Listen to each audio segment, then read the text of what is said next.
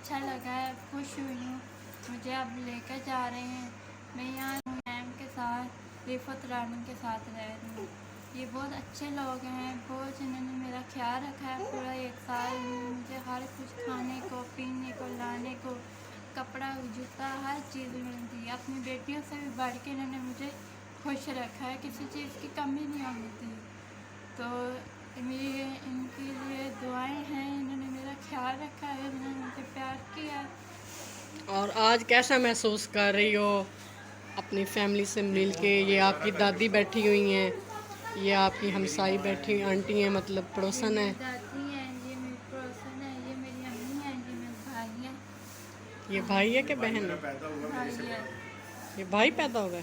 जी। अच्छा अच्छा। तो आज आप इनके साथ जाना चाहती हैं? हाँ जी। अच्छा।